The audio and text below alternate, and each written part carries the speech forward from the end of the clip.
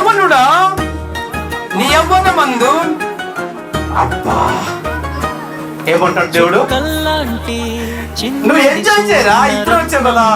పిల్లవాడినై ఉన్నప్పుడు పిల్లవాని వల్లే మాట్లాడి తిని మన మాటలు పిల్లల్లాగా ఉండకూడదు. మనం ప్రభువులు ఎదిగాం కాబట్టి మనం పెద్ద పెద్ద మాటలే, ఆలోచన కలిగి మాట్లాడాలి, జ్ఞానం కలిగి మాట్లాడాలి, బుద్ధి కలిగి ఇతరులకు మాట్లాడాలి. స్తోత్రం చెప్దాం, హల్లెలూయా. అంతేకాదు పిల్లవాని వల్లే తలంచి తిని. ఏంటండి, నేను చిన్నప్పుడు పిల్లవాని వల్లే తలంపులు అలాగే ఉండే. అంటే ఇప్పటిదాకా మనం అలాంటి తలంపులు ఉండకూడదు, పిచ్చి తలంపులు ఉండకూడదు, పిచ్చి ఆలోచన మనలోకి ఉండకూడదు. Praise Lord. అంతేకాదండి, పిల్లవాని వల్లే యోచించి తిని. మన యోచన, మన ఆలోచన అంతా కూడా పిల్లల లాంటివి ఉండకూడదట.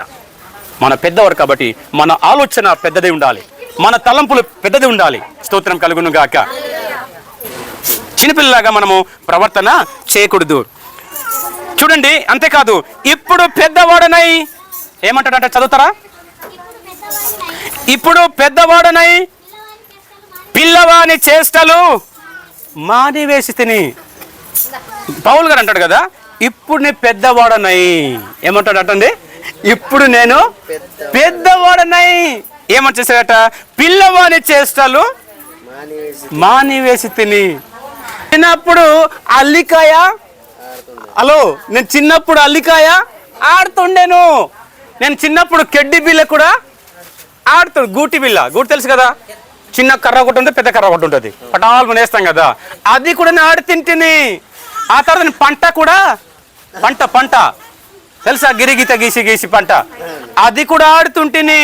నేను చిన్నపిల్లలకి కాదు, ఇప్పుడు నేను పెద్దవాడైతేనే అలాంటి చిల్లర పనులు మానివేసి తిని అని ఉంది వాక్యంలో.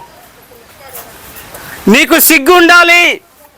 ఇప్పుడు దాకా గూటి బిల్ల ఆడుతున్నావు అంటే నీకు సిగ్గు ఉండాలి. అల్లికాయ ఆడుతున్నావు అంటే హల్లెలూయా. నువ్వు పెద్దవాడు అయిపోతే ఆ పని చేయకూడదు మనం. హల్లెలూయా చెబుదామా, హల్లెలూయా. గడి స్తోత్రం చెబుదాం, హల్లెలూయా. ఇవి అంతా కూడా ఇప్పుడు ఇక్కడ కూర్చున్న కరిష్మతో కాదు, లేకపోతే కళ్యాణి కాదు, లేదా సువర్ణ కాదు, యవ్వనంలో వచ్చినట్టు ప్రతి ఒక్కరు కూడా అలాంటి పనులు మానివేసుకోవాలి. స్తోత్రం. ఇప్పుడు పెద్ద ఐతం కాబట్టి మనం పెద్ద స్థాయిలోనే ఆలోచన చేయాలి.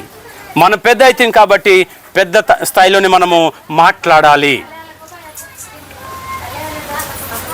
మన మాటలు అలాగ ఉండాలి. ఏటయ్య గారు, ఏటి మాస్టర్ గారు, ఏటి నాన్నగారు, ఏటి అమ్మగారు, ఏటి సార్, ఇది పదాలు, పెద్దలు మాట్లాడే పదాలు. ఆమేన్ చెప్పండి, ఆమేన్. ఈ విధంగా మనం మాట్లాడాలి. స్తోత్రం కలుగును గాక. శబ్దం గట్టిగా, హల్లెలూయా. మనం పెద్దవారైనప్పుడు పెద్దవారి వలె ఆలోచన చేయాలి. స్తోత్రం. ప్రభునందు ఉన్నవారు ఏంటి, మనము మంచి ఆలోచన కలిగి ఉండాలి. స్తోత్రం కలుగును గాక. అమ్మా, నువ్వు పలాని ప్లేస్ కి వెళ్ళొద్దు, పాడైపోతావు, చెడిపోతావు అని చెప్తే, అమ్మా నీవు నాకు కట్టి బంధించున్నావు, ఎక్కడ వెళ్ళడానికి కూడా చాయిస్ ఇవ్వలేదని కొందరు పిల్లలు తల్లిదండ్రులకు చెప్తా ఉంటారు. దేవుడు అన్నాడు అండి మనంటే, ఒరేయ్ ఈ యవ్వన కాలంలో చెప్తాం, హల్లెలూయా.